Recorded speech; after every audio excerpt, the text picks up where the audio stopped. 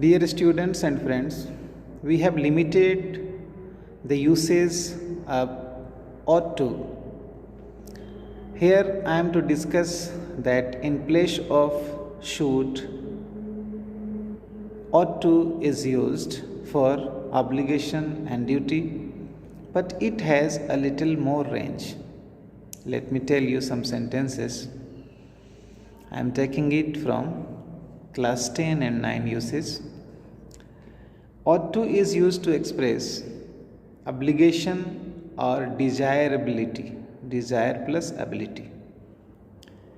We ought to love our neighbors. जब हम कहते हैं हमें अपने पड़ोसियों की मदद करनी चाहिए, उनसे प्रेम करना चाहिए, तो वहाँ भी आप ought to का यूज़ कर सकते हो. We ought to respect your elders.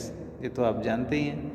मतलब जहाँ ये ऑप्शन हो कि करना ही चाहिए, ऑप्शन 2 हो यस या यस, जो भी चुनना है चुन लो, यानी करना ही चाहिए, अवश्य करना चाहिए जैसा, मस्ट के जैसा.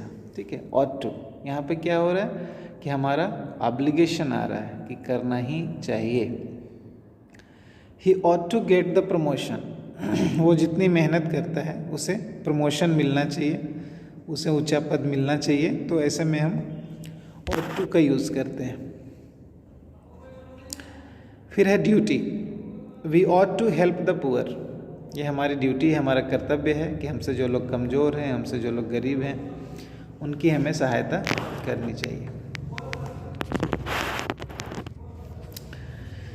You ought to respect the traffic rules. अगर ट्रैफिक के कुछ नियम हैं कि आपको बाईं ओर चलना है, ठीक है, क्रॉसिंग पे जो भी रूल्स होते हैं, कुछ साइंस होते हैं, तो उसको फॉलो करना है, तो वो हमारा ड्यूटी ही है. तो ऐसे में हम ought to का यूज़ कर सकते हैं. इसके प्रोनाउंसिएशन में ये ध्यान रखना है कि इसे आउट टू नहीं पढ़ेंगे. ठीक है, ought to या ought to. नेक्स्ट यूज़ है probability. The prices of onion ought to come down soon. तो ये एक शायद वाली बात है कि शायद कम हो जाए प्राइस अनियन की. तो the prices of onion ought to come down soon, ये हम उम्मीद लगाते हैं कि हो जाना चाहिए. लॉजिकल डिडक्शन में भी यूज़ करते हैं, जैसे the book has been received well, it ought to fetch a good price. The chief guest has left, he ought to be here any minute. तो चीफ गेस्ट हैज़ लेफ्ट, मान लो वो रांची से आ रहे हैं, पटना से आ रहे हैं चीफ गेस्ट, तो उन्होंने अपना आवास छोड़ दिया, अपना स्थान छोड़ दिया, और हमारे यहाँ या जहाँ भी वो इनवाइटेड हैं, वो कभी भी यहाँ आ सकते हैं.